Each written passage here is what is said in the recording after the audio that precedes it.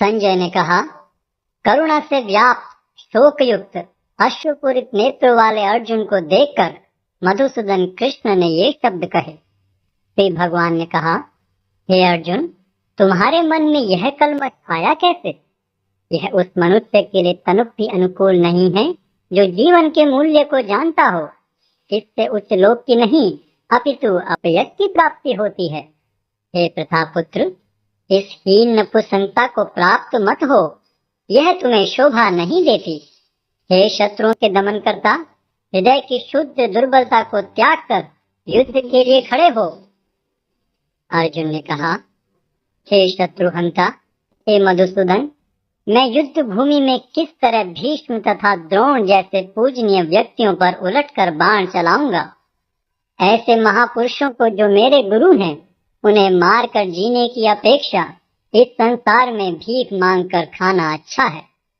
भले ही वे सांसारिक लाभ के इच्छुक हों, किंतु हैं तो गुरुजन ही।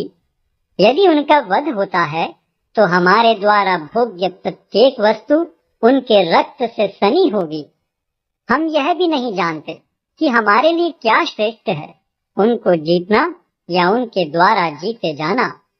यदि हम धृतराष्ट्र के पुत्रों का वध कर देते हैं तो हमें जीवित रहने की आवश्यकता नहीं है, फिर भी वे युद्ध भूमि में हमारे समक्ष खड़े हैं। अब मैं अपनी कृपण दुर्बलता के कारण अपना कर्तव्य भूल गया हूँ और सारा धैर्य खो चुका हूँ। ऐसी अवस्था में मैं आपसे पूछ रहा हूँ कि जो मेरे लिए श्रेयस्कर हो उससे निश्चित रूप से बताएं। अब मैं आपका शिष्य हूँ और आपका शरणागत हूँ, कृपया मुझे उपदेश दें। मुझे ऐसा कोई साधन नहीं दिखता जो मेरी इंद्रियों को सुखाने वाले इस शोक को दूर कर सके। स्वर्ग पर देवताओं के अधिपत्य की तरह इस धन धान्य संपन्न सारी पृथ्वी पर निष्कंटक राज्य प्राप्त करके भी मैं इस शोक को दूर नहीं कर सकूंगा। संजय ने कहा, इस प्रकार कहने के बाद शत्रुओं का दमन करने वाला अर्जुन कृष्ण से बोला, हे गोविंद, मैं युद्ध नहीं करूंगा, और चुप हो गया। हे भरतवंशी धृतराष्ट्र, उस समय दोनों सेनाओं के मध्य शोकमग्न अर्जुन से कृष्ण ने मानो हंसते हुए ये शब्द कहे। श्री भगवान ने कहा, तुम पांडित्यपूर्ण वचन करते हुए उनके लिए शोक कर रहे हो जो शोक करने योग्य नहीं है। जो विद्वान होते हैं वे न तो जीवित के लिए न ही मृत के लिए शोक करते हैं। ऐसा कभी नहीं हुआ कि मैं न रहा हूँ या तुम न रहे हो, अथवा ये समस्त राजा न रहे हों, और न ऐसा है कि भविष्य में हम लोग नहीं रहेंगे। जिस प्रकार शरीरधारी आत्मा इस शरीर में बाल्यावस्था से करुणावस्था में और फिर वृद्धावस्था में निरंतर अग्रसर होता रहता है, उसी प्रकार मृत्यु होने पर आत्मा दूसरे शरीर में चला जाता है। धीर व्यक्ति ऐसे परिवर्तन से मोह को प्राप्त नहीं होता। हे कुंती पुत्र, सुख तथा दुख का क्षणिक उदय तथा कालक्रम में उनका अंतर्धान होना सर्दी तथा गर्मी की ऋतुओं के आने जाने के समान है। हे भरतवंशी, वे इंद्रिय बोध से उत्पन्न होते हैं और मनुष्य को चाहिए कि अविचल भाव से उनको सहन करना सीखे। हे पुरुष श्रेष्ठ अर्जुन, जो पुरुष सुख तथा दुख में विचलित नहीं होता और इन दोनों में संभाव रखता है, वह निश्चित रूप से मुक्ति के योग्य है। तत्वदर्शियों ने यह निष्कर्ष निकाला है कि असत का तो कोई चिरस्थायित्व तो नहीं है, किंतु सत अपरिवर्तनीय रहता है। उन्होंने इन दोनों की प्रकृति के अध्ययन द्वारा यह निष्कर्ष निकाला है। जो सारे शरीर में व्याप्त है उसे ही तुम अविनाशी समझो। उस अव्यय आत्मा को नष्ट करने में कोई भी समर्थ नहीं है। अविनाशी, अप्रमेय तथा शाश्वत जीव के भौतिक शरीर का अंत अवश्यम भावी है। अतः हे भरतवंशी, युद्ध करो। जो इस जीवात्मा को मारने वाला समझता है तथा जो इसे मरा हुआ समझता है, वे दोनों ही अज्ञानी हैं, क्योंकि आत्मा न तो मरता है और न मारा जाता है। आत्मा के लिए किसी भी काल में न तो जन्म है न मृत्यु। वह न तो कभी जन्मा है, न जन्म लेता है और न जन्म लेगा। वह अजन्मा, नित्य, शाश्वत तथा पुरातन है। शरीर के मारे जाने पर वह मारा नहीं जाता। हे पार्थ, जो व्यक्ति यह जानता है कि आत्मा अविनाशी, अजन्मा, शाश्वत तथा अव्यय है, वह भला किसी को कैसे मार सकता है या मरवा सकता है। जिस प्रकार मनुष्य पुराने वस्त्रों का त्याग कर नए वस्त्र धारण करता है, उसी प्रकार आत्मा पुराने तथा व्यर्थ के शरीरों को त्याग कर नवीन भौतिक शरीर धारण करता है। यह आत्मा न तो कभी किसी शस्त्र द्वारा खंड खंड किया जा सकता है, न अग्नि द्वारा जलाया जा सकता है, न जल द्वारा भिगोया या वायु द्वारा सुखाया जा सकता है। यह आत्मा अखंडित तथा अघुलनशील है। इसे न तो जलाया जा सकता है, न ही सुखाया जा सकता है। यह शाश्वत, सर्वव्यापी, अविकारी, स्थिर तथा सदैव एक सा रहने वाला है। यह आत्मा अव्यक्त, अकल्पनीय तथा अपरिवर्तनीय कहा जाता है। यह जानकर तुम्हें शरीर के लिए शोक नहीं करना चाहिए। किंतु यदि तुम यह सोचते हो कि आत्मा अथवा जीवन का लक्षण सदा जन्म लेता है तथा सदा मरता है, तो भी हे महाबाहु, तुम्हारे शोक करने का कोई कारण नहीं है। जिसने जन्म लिया है उसकी मृत्यु निश्चित है, और मृत्यु के पश्चात पुनर्जन्म भी निश्चित है। अतः अपने अपरिहार्य कर्तव्य पालन में तुम्हें शोक नहीं करना चाहिए। सारे जीव प्रारंभ में अव्यक्त रहते हैं, मध्य अवस्था में व्यक्त होते हैं और विनष्ट होने पर पुनः अव्यक्त हो जाते हैं। अतः शोक करने की क्या आवश्यकता है। कोई आत्मा को आश्चर्य से देखता है, कोई इसे आश्चर्य की तरह बताता है तथा कोई इसे आश्चर्य की तरह सुनता है, किंतु कोई कोई इसके विषय में सुनकर भी कुछ नहीं समझ पाते। हे भरतवंशी, शरीर में रहने वाले का कभी भी वध नहीं किया जा सकता। अतः तुम्हें किसी भी जीव के लिए शोक करने की आवश्यकता नहीं है।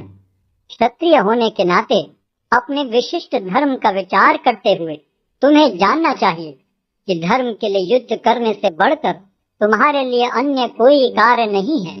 अतः तुम्हें संकोच करने की कोई आवश्यकता नहीं है। हे पार्थ, वे क्षत्रिय सुखी हैं जिन्हें ऐसे युद्ध के अवसर अपने आप प्राप्त होते हैं, जिससे उनके लिए स्वर्ग लोक के द्वार खुल जाते हैं। किंतु यदि तुम युद्ध करने के स्वधर्म को संपन्न नहीं करते, तो तुम्हें निश्चित रूप से अपने कर्तव्य की उपेक्षा करने का पाप लगेगा और तुम योद्धा के रूप में भी अपना यश खो दोगे। लोग सदैव तुम्हारे अपयश का वर्णन करेंगे, और सम्मानित व्यक्ति के लिए अपयश तो मृत्यु से भी बढ़कर है। जिन जिन महान योद्धाओं ने तुम्हारे नाम तथा यश को सम्मान दिया है, वे सोचेंगे कि तुमने डर के मारे युद्ध भूमि छोड़ दी है, और इस तरह वे तुम्हें तुच्छ मानेंगे। तुम्हारे शत्रु अनेक प्रकार के कटु शब्दों से तुम्हारा वर्णन करेंगे और तुम्हारी सामर्थ्य का उपहास करेंगे। तुम्हारे लिए इससे दुखदाई और क्या हो सकता है।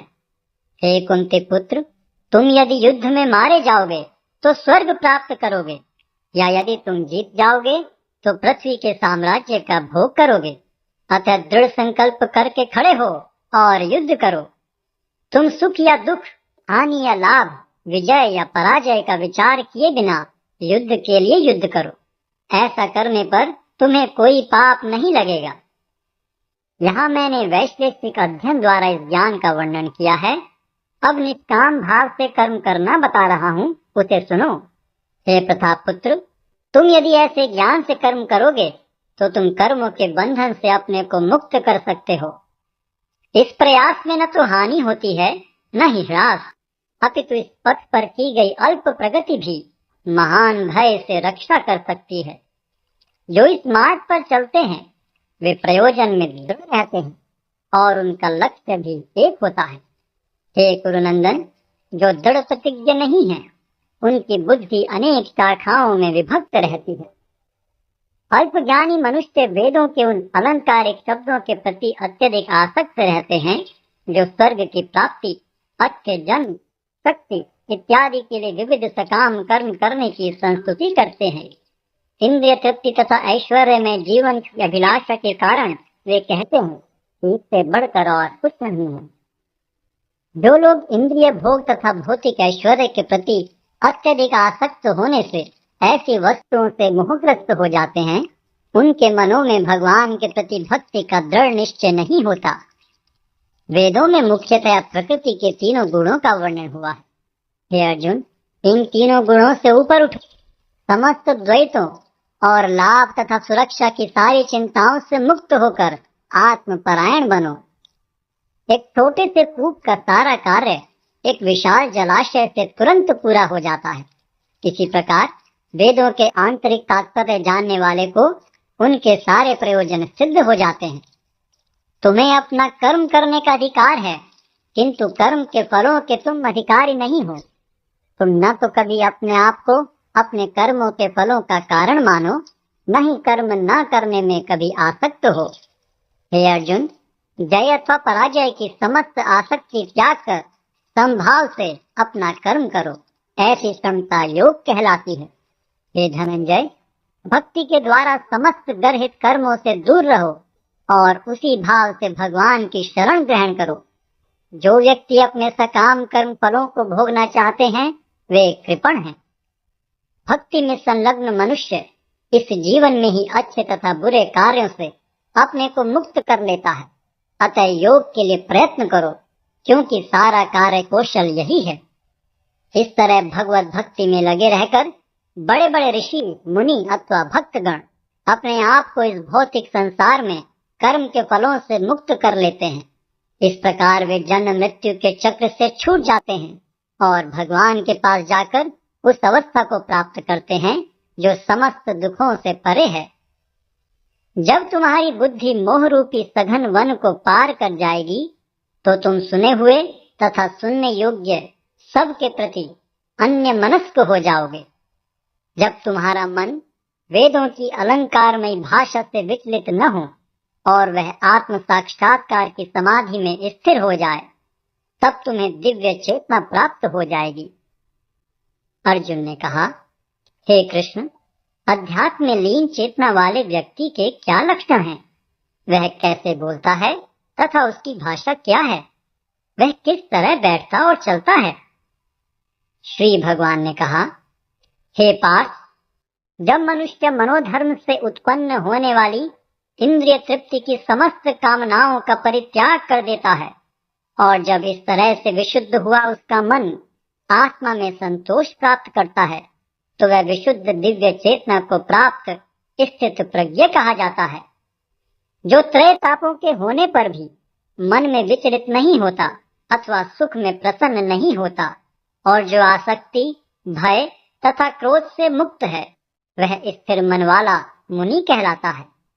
इस भौतिक जगत में जो व्यक्ति न तो शुभ की प्राप्ति से हर्षित होता है और न अशुभ के प्राप्त होने पर उससे घृणा करता है, वह पूर्ण ज्ञान में स्थिर होता है। जिस प्रकार कछुआ अपने अंगों को संकुचित करके खोल के भीतर कर लेता है, उसी तरह जो मनुष्य अपनी इंद्रियों को इंद्रिय विषयों से खींच लेता है, वह पूर्ण चेतना में दृढ़ता पूर्वक स्थिर होता है। देहधारी जीव इंद्रिय भोग से भले ही निवृत्त हो जाए, पर उसमें इंद्रिय भोगों की इच्छा बनी रहती है। लेकिन उत्तम रस के अनुभव होने से ऐसे कार्यों को बंद करने पर वह भक्ति में स्थिर हो जाता है।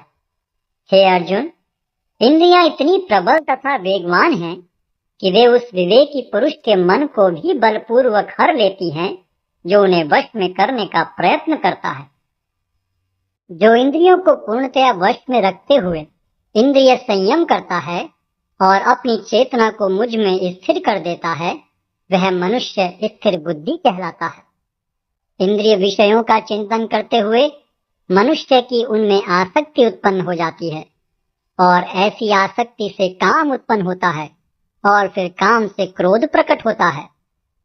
क्रोध से पूर्ण मोह उत्पन्न होता है और मोह से स्मरण शक्ति का विभ्रम हो जाता है। जब स्मरण शक्ति भ्रमित हो जाती है तो बुद्धि नष्ट हो जाती है और बुद्धि नष्ट होने पर मनुष्य भवकूप में पुनः गिर जाता है।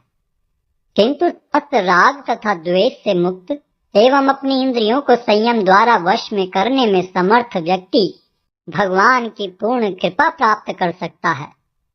इस प्रकार से कृष्ण भावनामृत में तुष्ट व्यक्ति के लिए संसार के तीनों ताप नष्ट हो जाते हैं और ऐसी तुष्ट चेतना होने पर उसकी बुद्धि शीघ्र ही स्थिर हो जाती है। जो कृष्ण भावनामृत में परमेश्वर से संबंधित नहीं है, उनकी न तो बुद्धि दिव्य होती है और न ही मन स्थिर होता है, जिसके बिना शांति की कोई संभावना नहीं है। शांति के बिना सुख हो भी कैसे सकता है।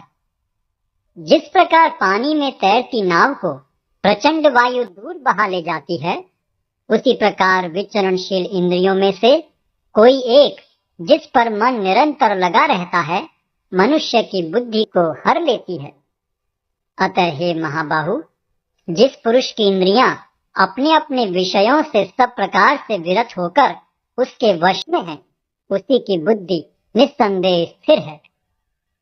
जो सब जीवों के लिए रात्रि है, वह आत्म संयमी के जागने का समय है, और जो समस्त जीवों के जागने का समय है, वह आत्मनिरीक्षक मुनि के लिए रात्रि है।